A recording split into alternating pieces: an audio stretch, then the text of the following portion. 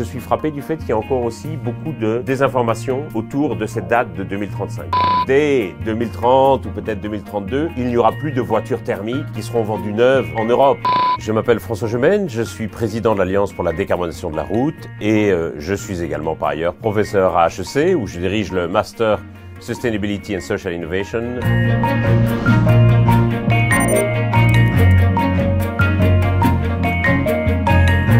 Je pense qu'il y a plusieurs grands facteurs qui expliquent qu'effectivement le marché des voitures électriques a tendance à stagner un peu, à ralentir en Europe.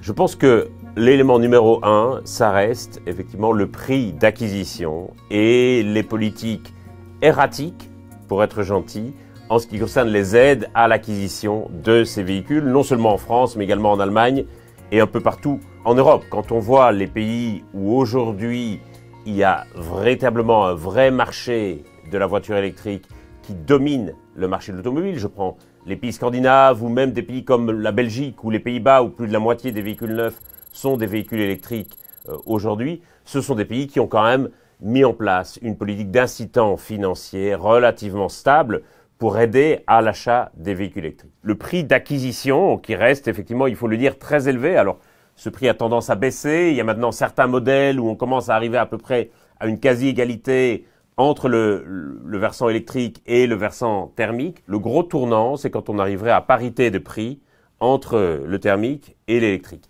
Ça commence à arriver sur certains modèles. Le nouveau modèle électrique de Mercedes est vendu à peu près au même prix que son équivalent thermique. Je pense qu'effectivement, c'est un point d'inflexion et moi, je suis convaincu qu'à terme, effectivement, les voitures électriques seront moins chères que les voitures thermiques parce qu'il y en aura de plus en plus et que donc on va pouvoir faire des économies d'échelle. Aussi parce que la technologie va progresser, on va aller vers des batteries plus petites qui seront davantage recyclables et donc aussi davantage recyclées. Et c'est ça qui va faire baisser considérablement le prix des voitures électriques. Mais globalement, ça reste des voitures qui restent plus chères à l'achat.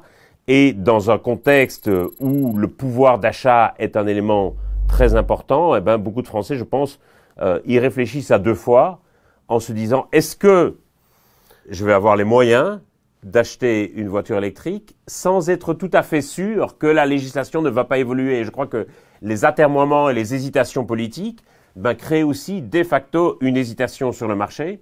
Vous avez peut-être aussi, de la part de certains, le sentiment qu'on est dans un marché où la technologie évolue rapidement et donc on se dit je vais peut-être attendre encore 1 an ou attendre encore 2 ans parce que les nouvelles voitures électriques seront encore mieux avec une meilleure autonomie que les précédentes et je crois que ça peut freiner l'achat aussi à certains moments. L'autre facteur qui me semble essentiel, c'est aujourd'hui la question de la désinformation et des véhicules électriques qui sont mis en cause pour toute une série de raisons sur la question de leur autonomie, sur la fiabilité des batteries, sur la réparation, de façon encore plus surréaliste sur la question de l'empreinte carbone des voitures électriques. Vous avez énormément de désinformation et de gourous et de charlatans qui vont vous raconter que les voitures électriques sont moins écologiques en réalité que les voitures thermiques. Si vous rajoutez à ça la question de l'autonomie des batteries électriques, il y a une sorte de focalisation sur l'autonomie de ces batteries électriques comme si les gens faisaient tous les jours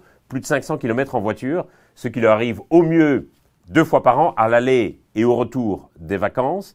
Et là encore, je suis frappé effectivement de l'obsession qu'on a sur l'idée qu'il faudra absolument pouvoir faire de très très longues distances avec une batterie électrique. J'ai l'impression qu'on n'a pas du tout cette même préoccupation avec les pleins d'essence par exemple. Je pense qu'il est à la fois réaliste et pertinent parce qu'en réalité, si on ne fixe jamais de date butoir, on voit bien qu'on a du mal à engager les changements et ce sont des investissements évidemment très lourds pour les constructeurs en termes de processus de production, de chaînes de fabrication, en termes aussi de main-d'œuvre, d'ingénieurs, de conception des modèles, et que si on ne met jamais une date butoir, en réalité, on n'engage jamais véritablement le mouvement. Ma conviction, c'est qu'en réalité, nous y serons avant, et qu'en réalité, dès 2030 ou peut-être 2032, il n'y aura plus de voitures thermiques qui seront vendues neuves en Europe, parce que les constructeurs vont s'adapter, parce que les acheteurs vont aussi anticiper cette réglementation.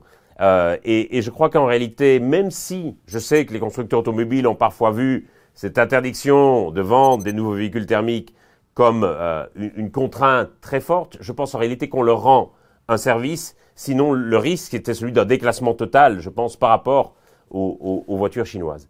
Cela étant dit, je suis frappé du fait qu'il y a encore aussi beaucoup de désinformation autour de cette date de 2035. Beaucoup de gens sont convaincus qu'ils n'auront plus le droit de rouler avec leur voiture thermique à partir de 2035. Il faut rappeler que c'est juste les nouveaux véhicules neufs qui ne pourront plus être vendus à partir de 2035. Mais les anciens véhicules auront toujours le droit de continuer à rouler, bien entendu.